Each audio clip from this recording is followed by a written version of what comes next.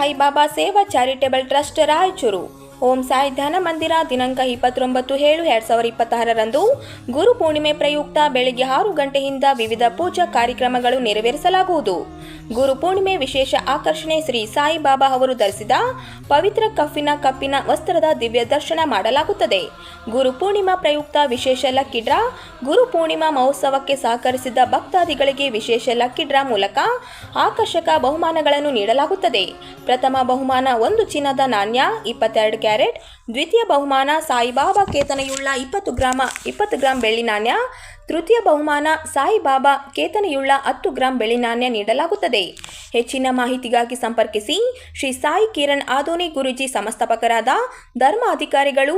Mobile number 9164 000 600 7611999399.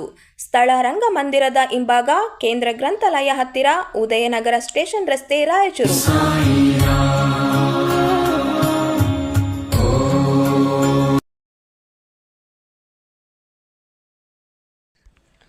ರಾಯಚೂರಿನಲ್ಲಿ ಜಿಲ್ಲಾ ಮಟ್ಟದ ಪತ್ರಿಕಾ ದಿನಾಚರಣೆ ಹಾಗೂ ವಾರ್ಷಿಕ ಪ್ರಶಸ್ತಿ ಪ್ರದಾನ ಸಮಾರಂಭ ಅದ್ದೂರಿಯಾಗಿ ನಡೆಯಿತು. ಮಾಜಿ ಸಚಿವ ಹಾಗೂ ವಿಧಾನ ಪರಿಷತ್ ಸದಸ್ಯ ಎನ್.ಎಸ್. ಬೋಸರಾಜು ಕಾರ್ಯಕ್ರಮ ಉದ್ಘಾಟಿಸಿ, ಸಮಾಜದ ಬಗ್ಗೆ ಪ್ರಾಮಾಣಿಕ ಕಳಕಳಿ ಹೊಂದಿದ ಪತ್ರಕರ್ತರಿಗೆ ಮಾತ್ರ ವೃತ್ತಿಯಲ್ಲಿ ಗೌರವ ಸಿಗಲಿದೆ ಎಂದು ಹೇಳಿದರು.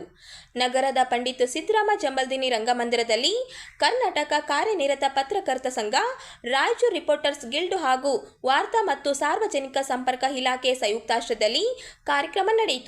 ಪತ್ರಿಕೋದ್ಯಮ ಸಮಾಜದ ನ್ಯೂನತೆಗಳನ್ನು ತಿದ್ದುವ ಪ್ರಬಲ ಅಸ್ತ್ರವಾಗಿದ್ದು, ಪತ್ರಕರ್ತರು ಜನರ ಸಮಸ್ಯೆಗಳಿಗೆ ಧ್ವನಿಯಾಗಬೇಕು ಎಂದು ಎನ್.ಎಸ್. ಬೋಸರಾಜು ಕರೆ ನೀಡಿದರು. ಕಾರ್ಯಕ್ರಮದಲ್ಲಿ ಮಾತನಾಡಿದ ಕರ್ನಾಟಕ ಕಾರ್ಯನಿರತ ಪತ್ರಕರ್ತ ಸಂಘದ ರಾಜ್ಯಾಧ್ಯಕ್ಷ ಶಿವಾನಂದ ತಗಡೂರು, ಪತ್ರಕರ್ತರು ವೃತ್ತಿಯ ಘನತೆ ಕಾಪಾಡಿಕೊಂಡು ಸಮಾಜ ಸುಧಾರಣೆಗೆ ಶ್ರಮಿಸಬೇಕೆಂದು ಹೇಳಿದರು.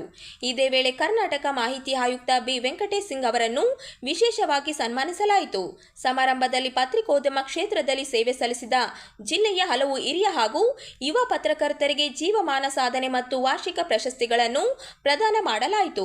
ವಿವಿಧ ಜನಪ್ರತಿನಿಧಿಗಳು, ಅಧಿಕಾರಿಗಳು ಹಾಗೂ ಜಿಲ್ಲೆಯ 100 ಪತ್ರಕರ್ತರು ಕಾರ್ಯಕ್ರಮದಲ್ಲಿ ಭಾಗವಹಿಸಿದರು.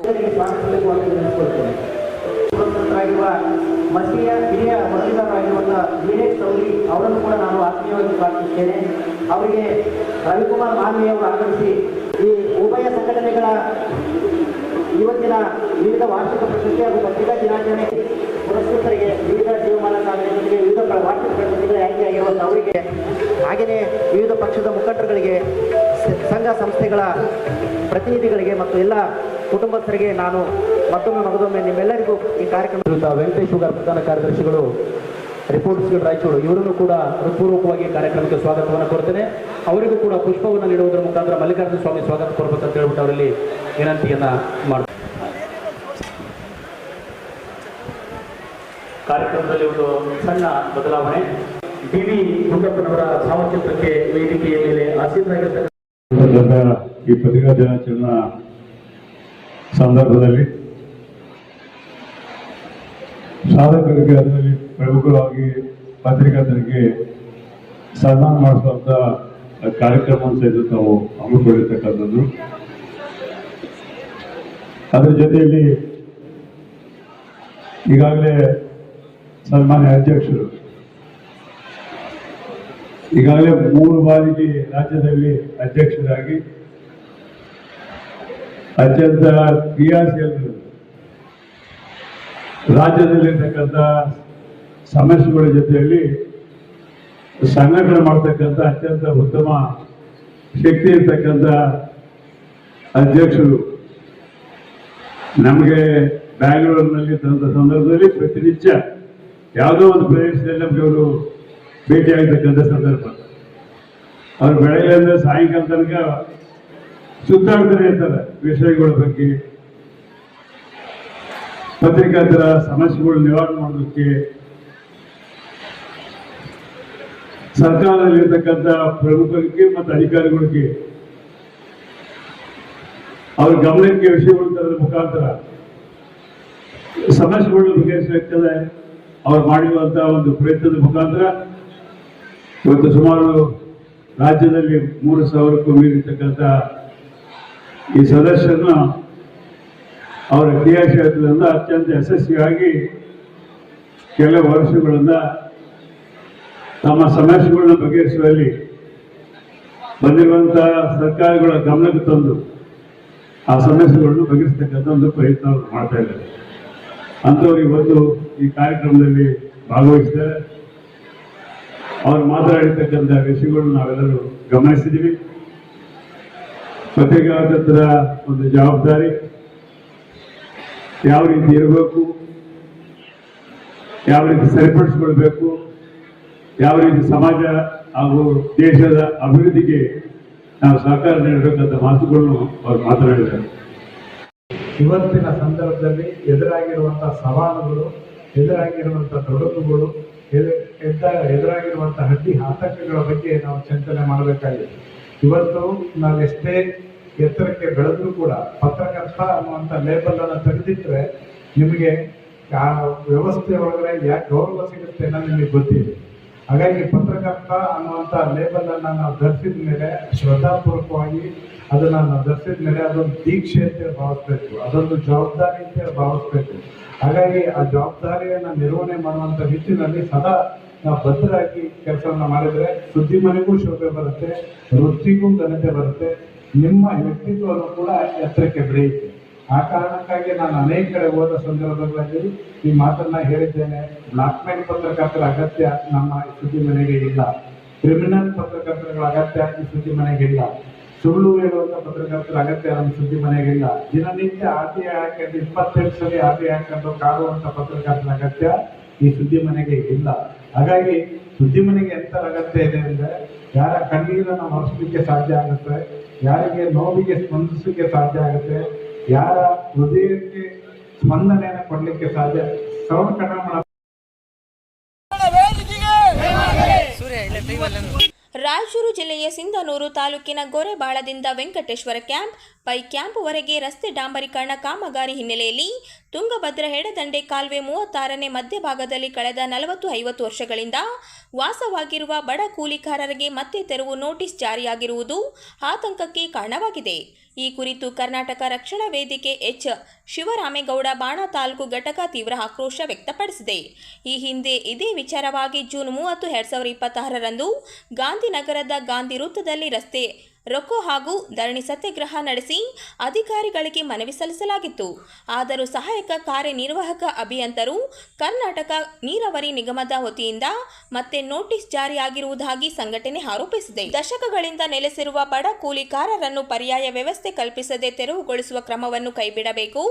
ಮಾನವೀಯ ದೃಷ್ಟಿಯಿಂದ ಸರ್ಕಾರ ಹಾಗೂ ಸಂಬಂಧಪಟ್ಟ ಅಧಿಕಾರಿಗಳು ಸಮಸ್ಯೆಯನ್ನು ಪರಿಹರಿಸಿ ಬಡ ಕುಟುಂಬಗಳ ಜೀವನೋಪಾಯಕ್ಕೆ ಧಕ್ಕೆಯಾಗದಂತೆ ಕ್ರಮ ಕೈಗೊಳ್ಳಬೇಕು ಎಂದು ಕರ್ನಾಟಕ ರಕ್ಷಣಾ ವೇದಿಕೆ ಒತ್ತಾಯಿಸಿದೆ. ಈ ಸಂದರ್ಭದಲ್ಲಿ ಜಿಲ್ಲಾ ಅಧ್ಯಕ್ಷ ಅಶೋಕ್ ಜೈನ್, ತಾಲೂಕು ಅಧ್ಯಕ್ಷ ಜಿ ಸುರೇಶ್ ಗೊಬ್ಬರ್ಕಲ್, ಉಪ ಅಧ್ಯಕ್ಷ ಅನಮೇಶ್ ತಿಪ್ಪನಟ್ಟಿ, ನಗರ ಘಟಕ ಅಧ್ಯಕ್ಷ ಆಂಜನೇಯ ದೇಸಾಯಿ, ಬಸವರಾಜ್, ವಿಜಯ್ ಕುಮಾರ್, ವಿರುಪನಗೌಡ, ಅಂಬರೀಶ್ ಸೇರಿದಂತೆ ಸಂಘಟನೆಯ ಅನೇಕ ಪದಾಧಿಕಾರಿಗಳು ಹಾಗೂ ಕಾರ್ಯಕರ್ತರು ಉಪಸ್ಥಿತರಿದ್ದರು. ಆದರೆ ಈ ಅಸತ್ಯ ಜೊತೆಗೆ ಅನುದಾನ ಕೊಟ್ಟಿರ್ತಾರಲ್ಲ, ಅಲ್ಲಿರ್ತಕ್ಕಂಥ ಬಡವರು ಇಷ್ಟಿಷ್ಟು ವರ್ಷಗಳಿಂದ ವಾಸ ಮಾಡ್ತಿದ್ರೆ ಅವ್ರಿಗೊಂದು ಏನೋ ಅನುದಾನ ಕೊಟ್ಟು ಪರ್ಯಾಯ ವ್ಯವಸ್ಥೆ ಮಾಡಬೇಕಲ್ಲ. ಇಷ್ಟು ಘೋರ ಅನ್ಯಾಯ ಯಾಕೆ ಅಂತಕ್ಕಂಥ ಅಭಿವೃದ್ಧಿ ಹೆಸರಿನಲ್ಲಿ ಕೂಲಿ ಎಬ್ಸೋದು ಬಡವ್ರನ್ನ, ಆ ಕೂಲಿ ಕಾರ್ಮಿಕರನ್ನ, ಅಂದರೆ ಇದು ಯಾವ ನ್ಯಾಯ ಅಂತಕ್ಕಂಥ ಪ್ರಶ್ನೆ. ಇದನ್ನು ಆಲ್ರೆಡಿ ನಾವು ಪ್ರತಿಭಟನೆ ಮಾಡಿದ್ದಾರೆ. ನಮ್ಮ ಶಿವಮೊಗ್ಗ ತಾಲೂಕು ವಿಶೇಷ ಕ್ರಮಗೊಂಡು ಇವ್ರನ್ನ ಪರ್ಯಾಯ ವ್ಯವಸ್ಥೆ ಮಹಿಳೆಯರೆಲ್ಲ ಬಂದಿದ್ದಾರೆ, ಮನೆಯಿಂದ ಮಹಿಳೆಯರು ಬಂದಿದ್ದಾರೆ. ನೀವು ಅವ್ರಿಗೆ ಅಲ್ಲಿಂದ ಒಕ್ಕಲೆಬ್ಸಬೇಡಿ, ಬರೇ ಜಾಗ ಮಾಡಿ ಒಕ್ಕಲೆಬ್ಸಿ ಅಭಿವೃದ್ಧಿ ಮಾಡಿ, ಒಂದು ಜಾಗ ಕೊಡ್ರಿ ಅವರಿಗೆ, ಒಂದು ಗುಡಿಸಲು ಕೊಡ್ರಿ. ಇವತ್ತು ಗುಡಿಸಲು ರಹಿತ ಮನೆಗಳಿರಬೇಕು ಅಂತಕ್ಕಂಥ ಸರ್ಕಾರ ಆದೇಶಗಳಿದ್ದಾವೆ. ಆದರೆ ಇರೋ ಮನೆಯ ಕಿತ್ತಿ ಬಿಸಾಕ್ತಿರಂದ್ರೆ ಇದ್ಯಾವ ನ್ಯಾಯ ಅಂತಕ್ಕಂಥ. ಆ ಸಮಯದಲ್ಲಿ ಅಭಿವೃದ್ಧಿ ಇರಲಿಕ್ಕಿಲ್ಲ, ಆ ಸಮಯದಲ್ಲಿ ಇನ್ನೂ ರಸ್ತೆ ಅಗಲಿ ಇರಲಿಕ್ಕಿಲ್ಲ. ಆ ಟೈಮಲ್ಲಿ ಅವರು 40 ವರ್ಷದಿಂದ ಇದ್ದಾರೆ, 50 ವರ್ಷದಿಂದ ಬದುಕು ಮಾಡ್ತಾ ಇದ್ದಾರೆ. ಇದು ಯಾವ ಅನ್ಯಾಯ ಅಂತ ಇಷ್ಟು ಮಾಡಿ ಓದೋದಕ್ಕೆ ನಮ್ಮ ಗಮನ ತರ್ತಾ ಇದ್ದೀವಿ.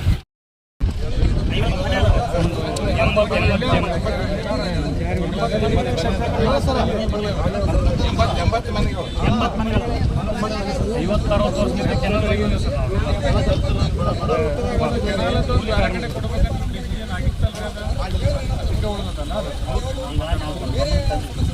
ಅಪರ ಜಿಲ್ಲಾಧಿಕಾರಿಗಳು ಭಾಳ ಭರವಸೆ ಅಂತ ಆಮೇಲೆ ಜಿಲ್ಲಾಧಿಕಾರಿ ಭೇಟಿಯಾಗಿ ಇದು ತಾವು ಮತ್ತೆ ಬಂದು ನಾನು ಕೇಳ್ತೀನಿ, ಇದೊಂದು ಕ್ರಮ ತಗೊಳ್ಬೇಕು. ಆಮೇಲೆ ರಸ್ತೆ ಅಭಿವೃದ್ಧಿ ಮಾಡ್ತಾರಲ್ಲ, ಸದ್ಯ ನೋಟಿಸ್ ಕೊಟ್ಟು ಅವ್ರನ್ನ ಪ್ರಾಣ ತಿನ್ನಕ್ಕೆ ಮಾಡಬೇಕು. ಅಷ್ಟೊಂದು ನೋಟಿಸ್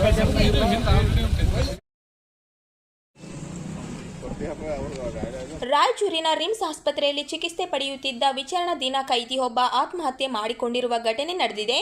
ಕೂಡಲೇ ಪ್ರಕರಣದಲ್ಲಿ ಆರೋಪಿಯಾಗಿದ್ದ ಹುಬ್ಬಳ್ಳಿ ಮೂಲದ 32 ವರ್ಷದ ಪವನ್ ಕುಮಾರ್ ಮೃತಪಟ್ಟಿರುವ ಕೈದಿ ಅನಾರೋಗ್ಯದಿಂದ ಬಳಲುತ್ತಿದ್ದ ಹಿನ್ನೆಲೆ ಆತ್ಮಹತ್ಯೆ ಮಾಡಿಕೊಂಡಿರಬಹುದೆಂದು ಪೊಲೀಸರು ಶಂಕಿಸಿದ್ದಾರೆ.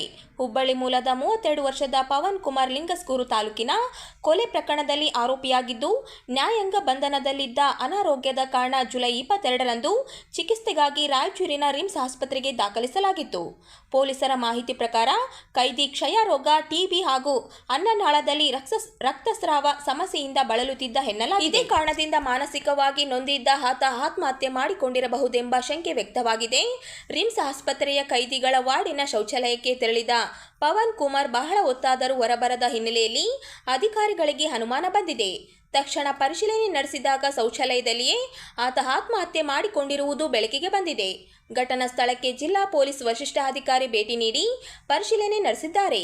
ಪ್ರಕರಣಕ್ಕೆ ಸಂಬಂಧಿಸಿದಂತೆ ಮಾರ್ಕೆಟ್ ಹ್ಯಾಡ್ ಪೊಲೀಸ್ ಠಾಣೆಯಲ್ಲಿ ಪ್ರಕರಣ ದಾಖಲಾಗಿದ್ದು, ಮುಂದಿನ ತನಿಖೆ ಮುಂದುವರೆದಿದೆ.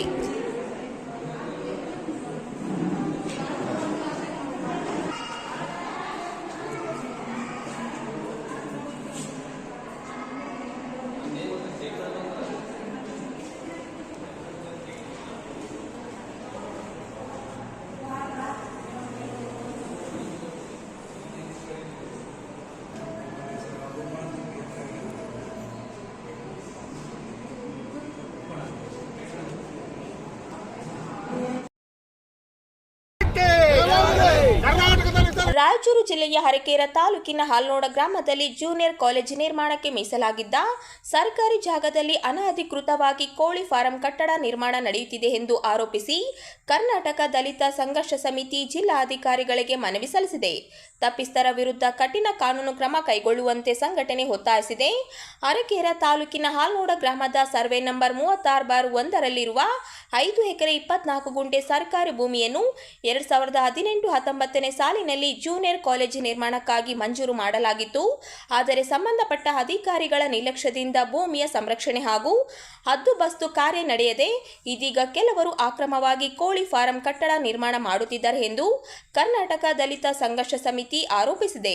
ಈ ಬಗ್ಗೆ ಜಿಲ್ಲಾ ಅಧಿಕಾರಿಗಳಿಗೆ ಸಲ್ಲಿಸಿದ ಮನವಿಯಲ್ಲಿ ಕೂಡಲೇ ಭೂಮಾಪಕರನ್ನು ಕಳಿಸಿ ಹದ್ದುಬಸ್ತು ನಡೆಸಬೇಕು, ಅನಧಿಕೃತ ಕಟ್ಟಡವನ್ನು ತೆರವುಗೊಳಿಸಿ ಸಂಬಂಧಿಸಿದವರ ವಿರುದ್ಧ 1 ವಾರದೊಳಗೆ ಕಾನೂನು ಕ್ರಮ ಕೈಗೊಳ್ಳಬೇಕೆಂದು ಒತ್ತಾಯಿಸಲಾಗಿದೆ. ಜಿಲ್ಲೆ ಅರಕೇರ ತಾಲೂಕಿನ ಆಲ್ಕೋಡ್ ಗ್ರಾಮದ ಸರ್ವೆ ನಂಬರ್ 36/1ರಲ್ಲಿ ಜೂನಿಯರ್ ಕಾಲೇಜ್ ಕಟ್ಟಡ ನಿರ್ಮಾಣಕ್ಕಾಗಿ ಮಾನ್ಯ ಜಿಲ್ಲಾಧಿಕಾರಿಗಳು ಸರ್ಕಾರಿ ಭೂಮಿಯನ್ನು ಮಂಜೂರು ಮಾಡಲಾಗಿದ್ದು, ಸರ್ಕಾರಿ ಭೂಮಿಯಲ್ಲಿ ಕಬಳಿಸಿ ಕೋಳಿ ಫಾರ್ಮ್ ಕಟ್ಟಡ ಕಾಮಗಾರಿ ನಿರ್ಮಾಣ ಮಾಡುತ್ತಿರುವುದು ತೆರವುಗೊಳಿಸಿ ಸಂಬಂಧಿಸಿದವರ ವಿರುದ್ಧ ಸೂಕ್ತ ಕಾನೂನು ಕ್ರಮ ಕೈಗೊಳ್ಳುವ ಕುರಿತು ಮೇಲ್ಕಾಣಿಸುವ ವಿಷಯಕ್ಕೆ ಸಂಬಂಧಿಸಿದ ಕರ್ನಾಟಕ ಸಂಘರ್ಷ ಸಮಿತಿ ಜಿಲ್ಲಾ ಸಮಿತಿ ರಾಯಚೂರು ವತಿಯಿಂದ ತಮ್ಮಲ್ಲಿ ಮನವಿ ಮಾಡಿಕೊಳ್ಳೋದು, ರಾಯಚೂರು ಜಿಲ್ಲೆ ಅರಕೇರ ತಾಲೂಕಿನ ಆಲ್ಕೋಡ್ ಗ್ರಾಮದ ಸರ್ವೆ ನಂಬರ್ 36/1ರಲ್ಲಿ ವಿಸ್ತೀರ್ಣ 5 ಎಕರೆ 24 ಗುಂಟೆ ಜೂನಿಯರ್ ಕಾಲೇಜ್ ಕಟ್ಟಡ ನಿರ್ಮಾಣಕ್ಕಾಗಿ ಕಾಯ್ದಿರಿಸಿರುವ ಸರ್ಕಾರಿ ಭೂಮಿಯನ್ನು 2018-19ರಲ್ಲಿ ಮಾನ್ಯ ಜಿಲ್ಲಾಧಿಕಾರಿಗಳು ಮಂಜೂರು ಮಾಡಿರುತ್ತಾರೆ. ಸಂಬಂಧಪಟ್ಟ ಇಲಾಖೆ ಅಧಿಕಾರಿಗಳ ತಮ್ಮ ವ್ಯಾಪ್ತಿಗೆ ಪಡೆಯದೆ ಬೇನಾಮೆಯಾಗಿ ಸದರಿ ಸ್ಥಳವನ್ನು ಹದ್ದುಬಸ್ತು ಮಾಡಿಕೊಂಡು ಕಾಂಪೌಂಡ್ ನಿರ್ಮಾಣ ಮಾಡುವುದಾಗಲಿ, ಮಂಜೂರಾದ ಜಮೀನು ಸಂರಕ್ಷಣೆ ಮಾಡುವಲ್ಲಿ ಗ್ರಾಮ ಪಂಚಾಯತ್ ಅಧಿಕಾರಿಗಳು, ತಾಲೂಕ್ ಪಂಚಾಯತ್ ಅಧಿಕಾರಿಗಳು, ಮಾನ್ಯ ತಹಸೀಲ್ದಾರರು, ಇನ್ನೂ ಇತರೆ ಅಧಿಕಾರಿಗಳು ನಿರ್ಲಕ್ಷ್ಯ ವಹಿಸಿರ್ತಾರೆ. ವಿದ್ಯಾಭ್ಯಾಸಕ್ಕೋಸ್ಕರ ಸರ್ಕಾರಿ ಜಮೀನನ್ನು ಮಂಜೂರು ಪಡೆದಿದ್ದರೂ ಕೆಲವು ಬಲಾಢ್ಯ ರಾಜಕಾರಣಿಗಳು ಸದರಿ ಜಾಗದಲ್ಲಿ ಅನಧಿಕೃತವಾಗಿ ಕೋಳಿ ಫಾರ್ಮ್ ಕಟ್ಟಡ ಕಾಮಗಾರಿ ನಿರ್ಮಾಣ ಮಾಡುತ್ತಿರುವುದು ದುರಾದೃಷ್ಟಕರ ಸಂಗತಿಯಾಗಿದೆ. ಹಾಗೂ ನಮ್ಮ ರಾಯಚೂರು ಜಿಲ್ಲೆಯ ಇಂಥ ಸರ್ಕಾರಿ ಜಮೀನು ಅತಿಕ್ರಮಣ ಮಾಡುವುದರಿಂದ ಶಿಕ್ಷಣಾಭಿವೃದ್ಧಿ ಹೊಂದಲು ಜಿಲ್ಲೆ ಹಿಂದೆ ಉಳಿಯಲು ಕಾರಣವಾಗಿದೆ.